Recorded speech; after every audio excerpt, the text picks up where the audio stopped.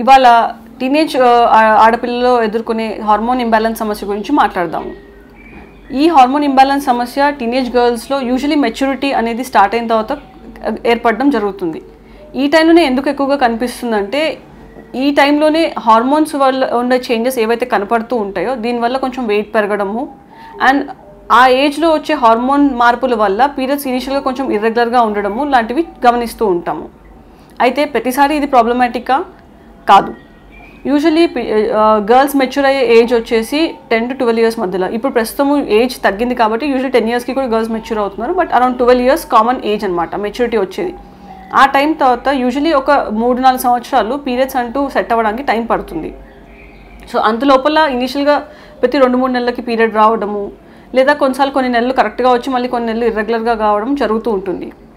అయితే ఈ టైంలో ఎప్పుడైతే ప్రాబ్లం అవుతుంది అనేది ఎలా గుర్తుపట్టాలి అంటే కనుక యూజువలీ ఆ టైంలో పిల్లలు నార్మల్గా కూడా వెయిట్ గెయిన్ అవుతారు ఆ హార్మోన్ మార్పుల వల్ల. బట్ ఆ వెయిట్ గెయిన్ అనేది ఎక్కువగా అయితే కనుక ఉండాల్సిన మోతాదు కంటే వెయిట్ అధికంగా పెరగడం జరిగినా లేదా ఆ టైంలో మొహంపై అన్వాంటెడ్ ఫేషియల్ హెయిర్ అంటాం అవాంఛిత రోమాలు అలాంటిది మొదలైనా అది ఒక నార్మల్ రేంజ్గా మీడియంగా ఉన్నంత వరకు ఏం ప్రాబ్లం ఉండదు. బట్ అది ఎక్కువగా అవుతున్నా ఏజ్తో ఇంకా ఎక్కువగా పెరుగుతున్నా పీరియడ్స్ అట్ స్టేజ్ కనీసం ఒక 6 నెలల వరకు కూడా అసలు రాకుండా ఆగిపోయినా ఇలాంటి లక్షణాలు ఏమైనా కనపడితే మాత్రము వెంటనే డాక్టర్ని సంప్రదించాలి.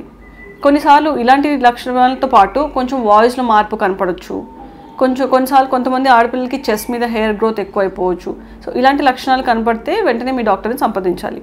అయితే ఈ హార్మోన్ ఇంబ్యాలెన్స్ సమస్య ఎవరిలో ఎక్కువగా ఉంటుందంటే చాలామందికి జెనెటిక్ రిస్క్స్ అంటూ కొంచెం ఉంటాయి. అంటే కొంతమంది ఫ్యామిలీలో ఇలాంటి ఇర్రెగ్యులారిటీస్ కానీ పీరియడ్ ఇర్రెగ్యులారిటీ కానీ హార్మోన్ ఇంబ్యాలెన్స్ కానీ కొంతమందిలో రన్ అవుతూ ఉంటుంది. వాళ్ళకి రిస్క్ ఎక్కువగా ఉంటుంది. ఎవరైతే వెయిట్ గెయిన్ అధికంగా అవుతూ ఉంటుందో ఇప్పుడు కొత్తగా ఎక్కువ చూస్తూ ఏంటంటే ఈ కోవిడ్ ఇష్యూస్ వల్ల చాలామంది ఇంట్లో ఉండడం వల్ల పిల్లల్లో వెయిట్ అనేది చాలా ఎక్కువగా పెరుగుతున్నారు. సో వీళ్ళల్లో ఈ ప్రాబ్లమ్స్ ఎక్కువగా రావడం జరుగుతుంది ఈ మధ్యకాలంలో. సో ఇట్లా వెయిట్ గెయిన్ ఎక్కువ అవుతున్నా అన్కంట్రోల్గా ఉన్నా వీళ్ళల్లో మళ్ళీ పీరియడ్ ఇర్రెగ్యులారిటీస్ వచ్చే ఛాన్సెస్ ఉంటాయి.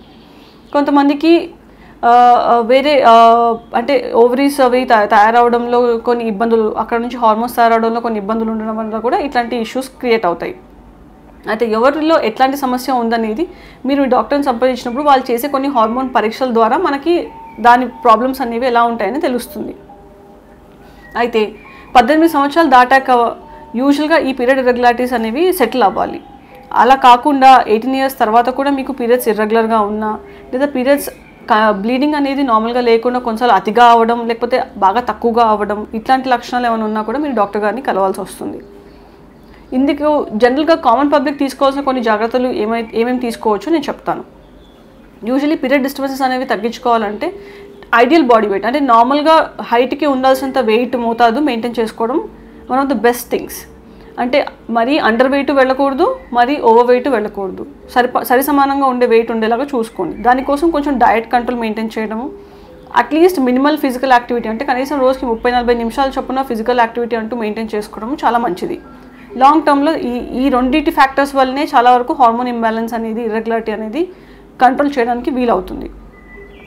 ఇది కాకుండా డైట్లో హెల్దీ ఐటమ్స్ అంటే fresh fruits, vegetables, nuts, seeds ఇలాంటివన్నీ కూడా కలిపి మెయింటైన్ చేయడం ద్వారా కొంతమేరకు మీకు కావాల్సిన న్యూట్రియంట్స్ అవన్నీ కూడా మీకు మెయింటైన్ అవుతూ ఉంటాయి. దీంతో కూడా కొంచెం హార్మోన్ ఇంబ్యాలెన్స్ అనేది మెయింటైన్ చేసుకోవచ్చు. ఎప్పుడైతే పీరియడ్స్ బాగా డిస్టర్బ్ అవుతాయో మీరు మీ డాక్టర్ గారికి సంప్రదించిన ప్రకారము వాళ్ళు ఇచ్చే మెడిసిన్స్ని టైం టు టైం వాడుతూ మళ్ళీ వాళ్ళ ఫాలోఅప్లో ఉండడం ద్వారా ఆ టాబ్లెట్ సపోర్ట్స్ నెమ్మదిగా విత్డ్రా చేస్తూ పీరియడ్స్ ఇర్రెగ్యులారిటీని తగ్గించుకోవడానికి ట్రై చేయొచ్చు.